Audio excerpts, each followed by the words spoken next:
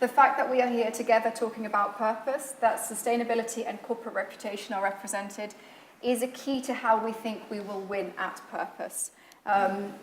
So shall we kick off? Let's kick off.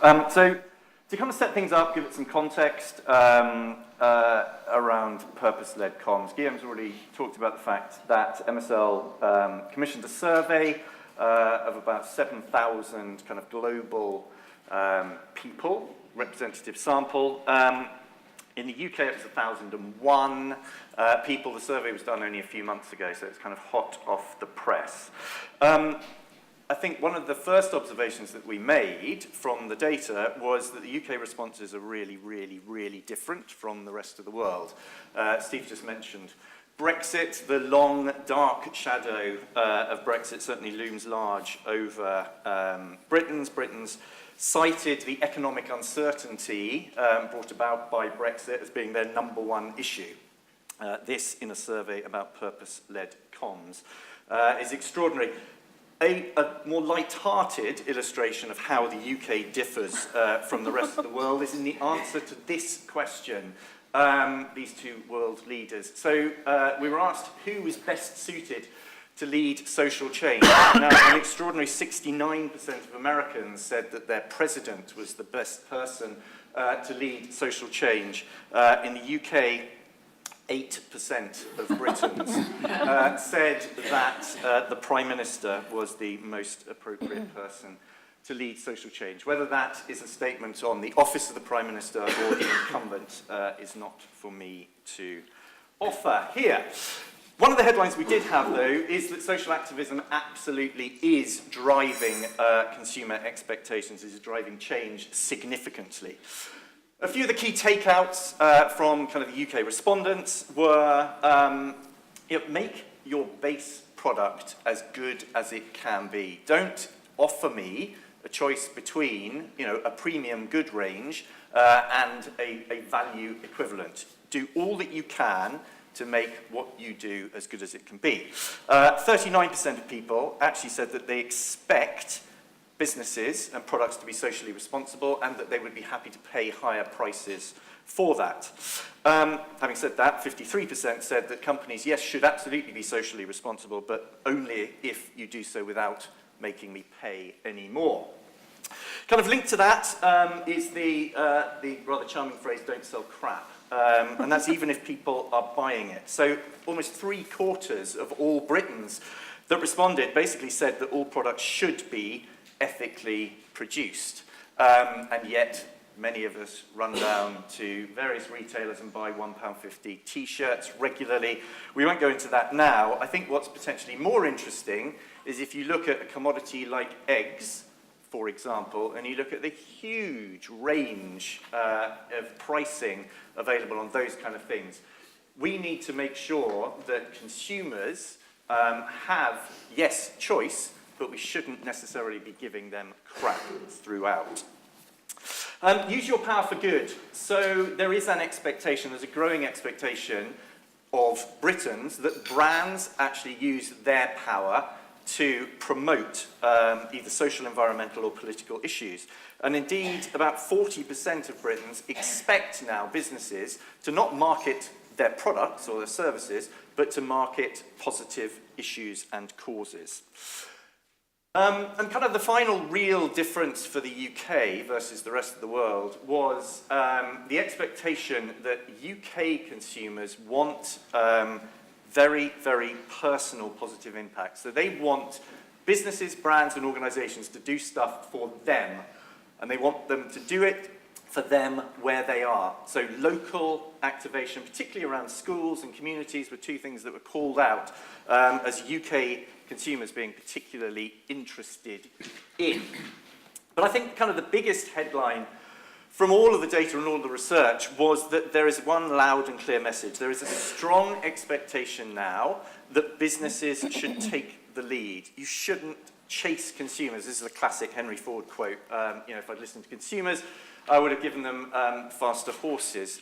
Really, you as businesses, as organisations, there is a responsibility now for you to lead, and consumers are certainly looking to you to do that. So, How have brands responded and how have consumers kind of adapted to that response? Well, frankly, very clumsily in the main, in face of kind of mounting skepticism and a kind of a significant backlash against what we can call purpose washing, but there's a significant backlash against kind of the perception of brands doing things for purposes of marketing and marketing themselves versus actual genuine betterment in society.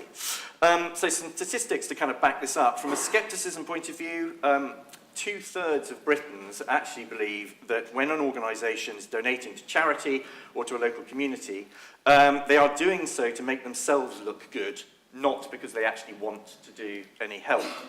And linked to that, just under half of all Britons think that when a business talks about the good it does in society or in the environment, they're actually doing so to cover up deficiencies in either their customer service or in their product offer.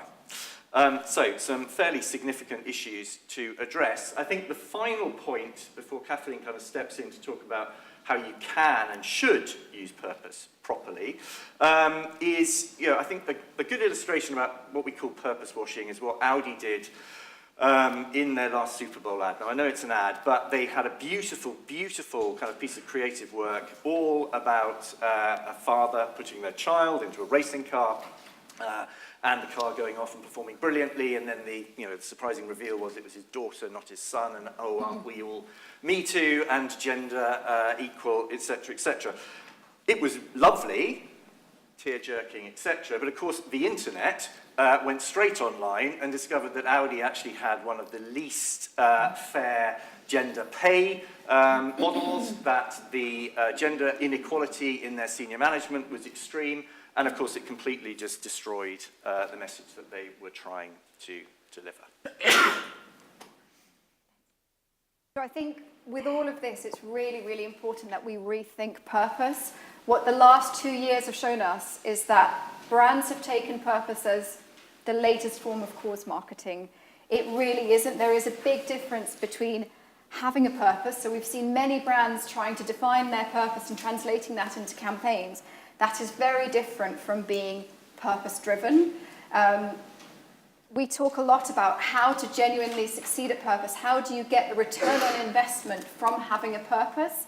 And the key to that is purpose is about what you do and not what you say.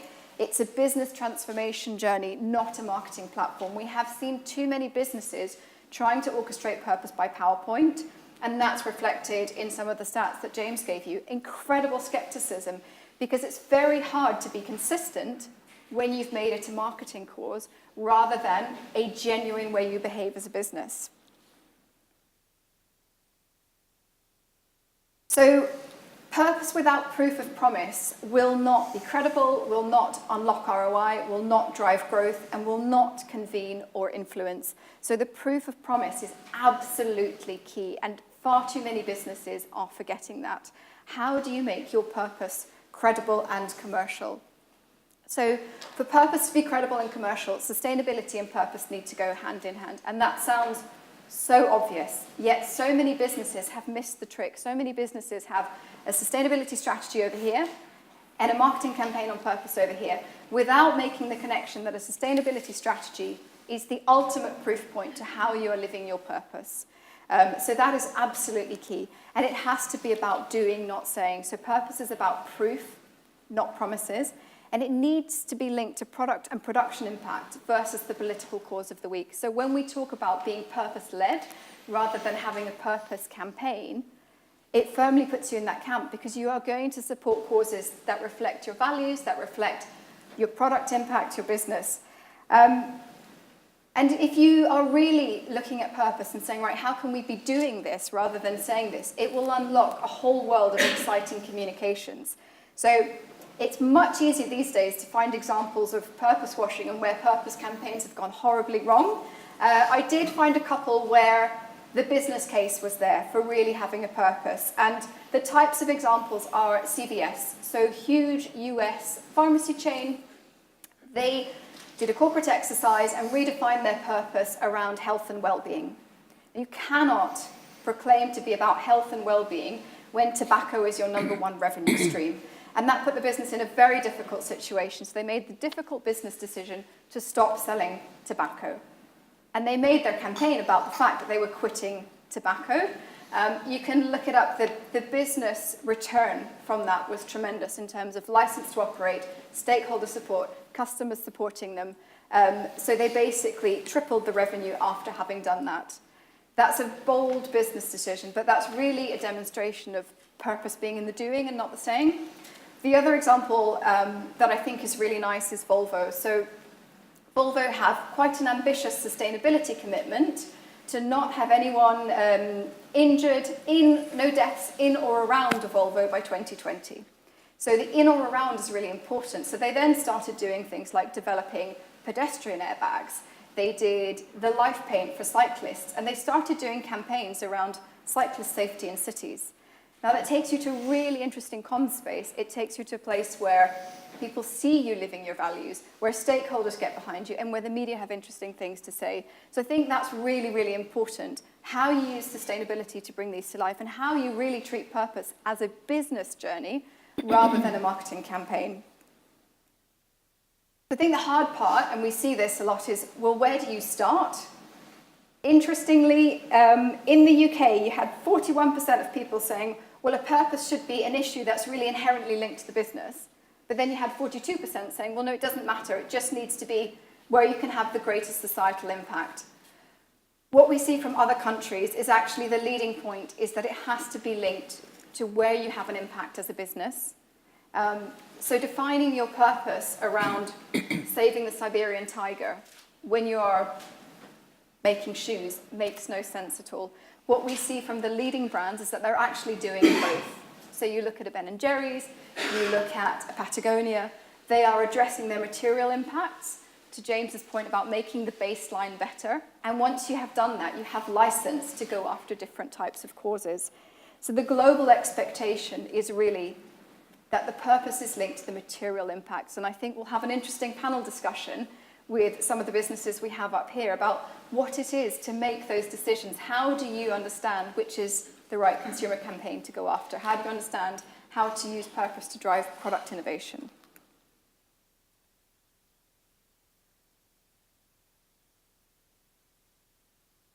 So on the where to begin, it's really that materiality is key. And I think to the point earlier about sustainability and purpose going hand in hand, many of you will have a sustainability department who've done materiality analysis. This is one of my favorite things, and it's often the best kept secret. It's a matrix of where your different stakeholder groups, from employees to consumers to regulatory to NGOs, saying where they expect you to be, where your biggest business impacts are. So how do you take that and mix it with your brand values to really get to a credible purpose? And then how do you live that throughout? Cool. So in terms of kind of how you go about communicating purpose, well, I mean, it's complicated. It's really difficult. You're about to hear from Katie from Innocent, and then on the panel, Katie will be joined by Sam from Taylors of Harrogate and Chris from Oracle, each of whom kind of communicate their purpose activity in different ways, and you'll be able to kind of quiz them on how they do it. A couple of takeouts from us, from the data and from the research. Point number one is kind of don't make people look for it. Kind of goes back to the eggs thing. Don't give people the choice. Don't expect people to do it. In fact, less than a third of Britons said that they were likely to kind of change their purchase decision based on what a business does from a social responsibility point of view. So it's not going to impact choices in that kind of crucial last 50 centimetres when people reach out. But it should and must be embedded in absolutely everything that you do. And a really simple and straightforward way of doing this, authentically and credibly, is using social media. So just under half of all Britons say that they believe social media is an extremely or very successful channel or vehicle that enables kind of businesses to drive social or environmental change. However, there's kind of a really interesting, slightly ironic conflict in terms of an individual's perception, whether they are an employee or whether they're an actual consumer. So 60% of Britons said, right, as an employee, of course I expect my employer to kind of take a stand on social issues. the same audience, 40% of them said, well, I have very little interest in knowing what other organisations do about social impact and change. So there's kind of a weird conflict there. We expect, as employees, our businesses to do good, but actually we don't really care about the other businesses that other people work for. So when it comes to the purpose voice, how best to communicate purpose, this is really interesting. So if you are genuinely doing actions and using your actions as a basis for communications rather than a full-on purpose campaign, then you get much more support. So we have this tension between consumers wanting brands to do good, and that's overwhelming, that comes through in the global data. There is a real role for business, a role for brands, and people looking for consumer brands to bring solutions. But they don't trust those brands when they say they're doing good. So it's a terrible conundrum. Multiple voices are the key to this. James is going to give you some interesting insight on who scores the highest on the trust ranking. What is clear is that stakeholders are key to this. Whether that's your employee voice backing things up, whether that's partnering with different NGOs to support a cause, or just having multiple voices. So a brand-only purpose campaign will not get any credibility today. There is a real role for multiple voices, and with that comes honesty over perfection, comes transparency. How do you get to genuine dialogue with these multiple audiences rather than a perfectly scripted narrative? And I think, how do you, as marketeers, get comfortable with the unknown? With transparency comes trust. We all know that's easier said than done, but I think the role of multiple voices is really important, and it's too often forgotten.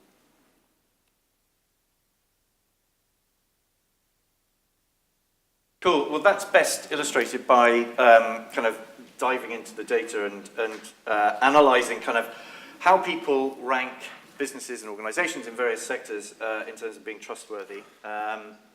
What was striking to us is, I'll do the big reveal, although Kathleen has already stolen my thunder.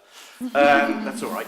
So, ta-da, number one, in terms of kind of cited trust when it comes to purpose is healthcare industry. It's followed up by kind of technology and food and beverages, and third by consumer goods. So it's immediately interesting that these are the things that we kind of keep closest to us and physically are closest to us. But I think the health one is particularly interesting if you think about the regulatory environment in which healthcare businesses have to operate. So they actually can't advertise, they cannot make claims. So most of their communications to consumers is done via third parties, key opinion leaders, and other stakeholders. So that kind of advocacy angle is particularly interesting in the broader topic of communications, and particularly communications around purpose.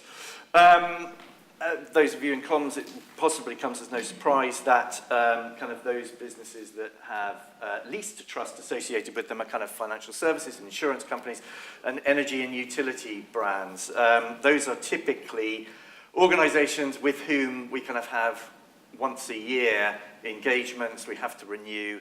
There's a huge amount of resentment. I think people think about their energy bill for 9 minutes a year, and that's it. And it's normally when you have to renew and you get very, very angry about it. But that was kind of an overview of the research. As we said, we can share more detail with you. It's a big global study.